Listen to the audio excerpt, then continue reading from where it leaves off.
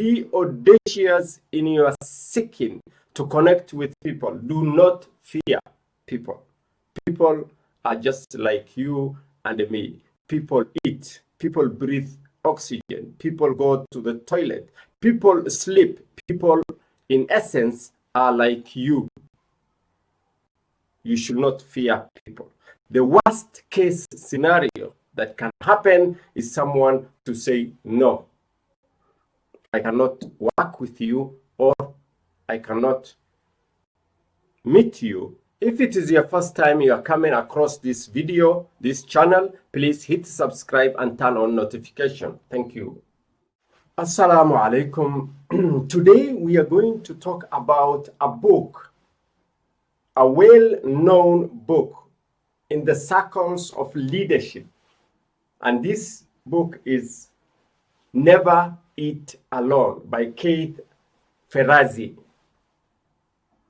In a very simple, short statement, I can summarize the book as a book about how you can harness, how you can use the power of good relationships and become a very good networker, so that in the end you can build a great career or even establish a formidable business.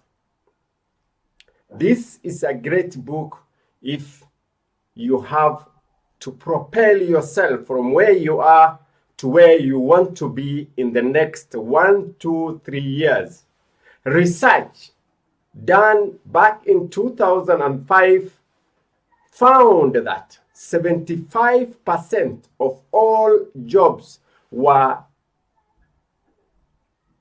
gotten through personal contacts, with only 15% resulting from applying to advertisements and 10% through unsolicited applications. You can see from these statistics, and you can just dig deep into these kinds of research, and you will find the same findings, that in jobs, people who are employed get through those employment by networking. It is just, through official requirements, statutory requirements, that jobs have to be advertised and interviews have to be done. But otherwise, people are employed, majority of people are employed through networks, through known channels. I just give you just a very straightforward example. If I want to employ someone to take up a very sensitive post, first I will turn to my contacts. I will ask for specifications. Do you know someone who is qualified in this field? If I can do it, everyone can do it, and that is how it is done. Through these normal advertisements, normal job advertisements in the newspapers, in websites, these are just to fulfill statutory requirements. I give you another example. A child born in a ghetto neighborhood, for example, Madare, Kibera, Girokocho, these neighborhoods, the children born in those neighborhoods, eventually, majority of them grow into adulthood while still in that environment. They bear children in that environment. So it requires a lot of effort, and these efforts are through networks are done through networks. You have to know someone who knows someone who has a vacancy, so that at least you can jump from where you are to where you want to be. Likewise, a child born in Karen, or for that matter in Modaiga, will remain in that environment, in that neighborhood, even into his or her adulthood. These are things that are known as paradigms. Paradigms, pattern of doing things, remain with us from our childhood to adulthood. To get out of that, to move from one situation to the next situation, you need to know people. And to know people, you have to contact people. You have to find people.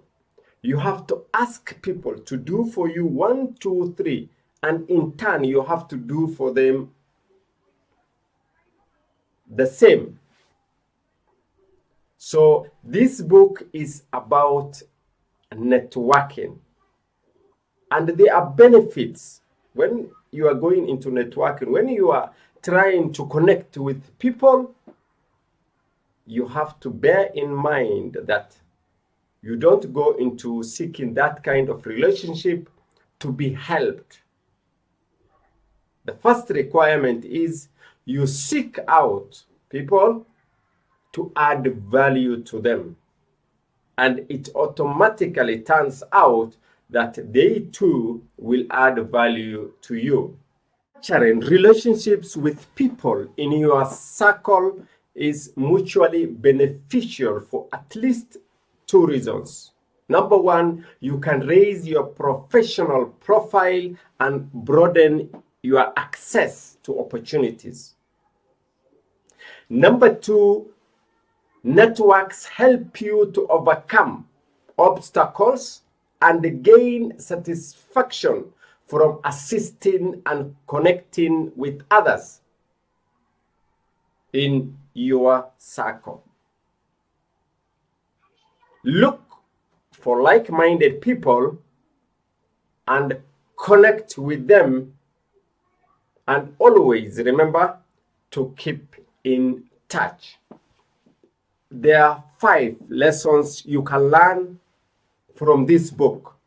Lesson number 1 is always to do your homework. Before you go to conferences, before you go to workshops, before you go to any function, you have to do at least background research on the main speakers, the main panelists. You have to know what they do, their subject of specialization, the books they have written, their interests. These are details you need before you connect with these speakers or panelists. Do your homework.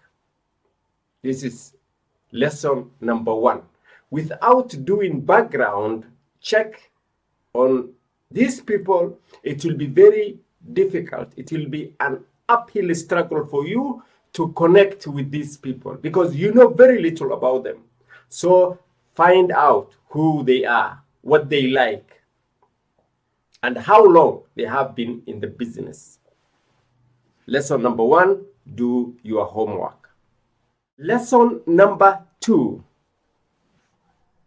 is to have the attitude of courage. Be audacious in your approach. Be audacious in your seeking to connect with people. Do not fear people.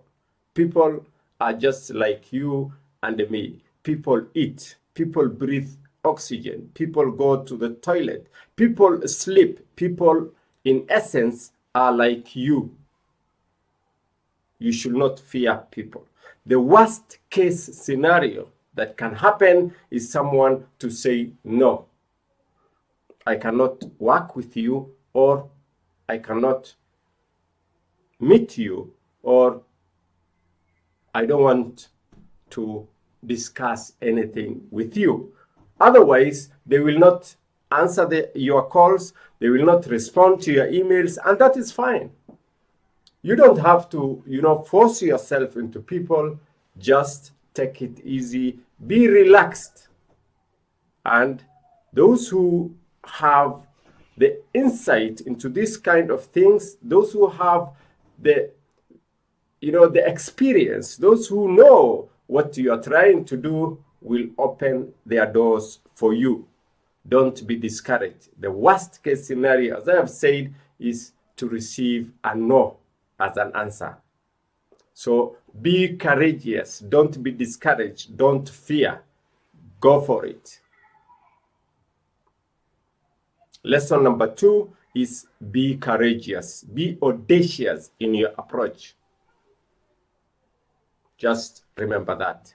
Lesson number 3. Relationships do not disappear like cakes. You cannot eat up relationship bonga points.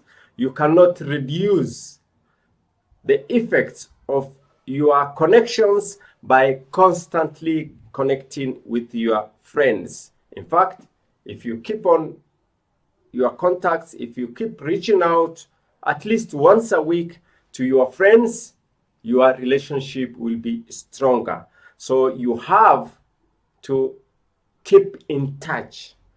You don't need to establish the contact and then after 1 year you remember you had established a contact with so and so, and then you call them, or you call them when you have difficulties, when you are in problems. You remember, oh, so and so can help me in that. That is not very advisable. What you need to do is to keep in touch with your contacts. If you keep in touch, you are not using up your bonga points. You are not using up your credits. In fact, you are building in your relationship as if you are building your muscles. Exercising, body exercise increases the size of your muscles. You cannot decide to do 1 day workout and then you think you will grow stronger or your muscles will increase in size. So in essence, lesson number 3 is about keeping constantly in touch with your friends. Never forget this lesson. You have to always keep in touch with your contacts. Lesson number 4 is connected to lesson number 3, and it says, build your network now before you need these people you are trying to connect with. You have to establish the contact. You have to keep reaching out. You have to keep the relationship going. And most of the time, if you are the sort of person who is on top of things, then you will not need these people to help you out. In fact, most of the time, you will be the one reaching out and helping people. So do not wait until you are in trouble to reach out for people. Always reach out whether you are in trouble or not. And in most cases, you are not going to be in trouble. So be the one who initiates the talking. Be the one who initiates the meetings. And you will reap the benefits abundantly. Lesson number 4 is about building the house before you even need the shelter. Be the one who always reaches out. Lesson number 5 is about how you spend time with people. How you spend your time with people matters more than how much time you spend with them. You can be with someone for 5 hours and literally you do nothing together. There is nothing important you are discussing. There is no activity that is significant you are both doing. So in essence, what is required is to take time with this contact, with these friends, while doing significant activities. For example, if you have to have bonding relationship with people, you have to undergo some kind of activity. You go out, together, hiking, you go for a trip together, you discuss important issues together in meetings, you have weekly get-together meetings. You don't have to sit around and discuss nothing. You don't have to, like your family are different from these people. These people are people who do not have a lot of time, spare time to just, meet and talk nothing. These are people who are busy. So what you need to do is make use of the little time you are together doing significant things. Those are the 5 lessons I've learned from this book, and I hope you too will learn something. Get a copy of it, get a copy of this book, and read it through. It is a good read. Thank you for taking the time to watch this video.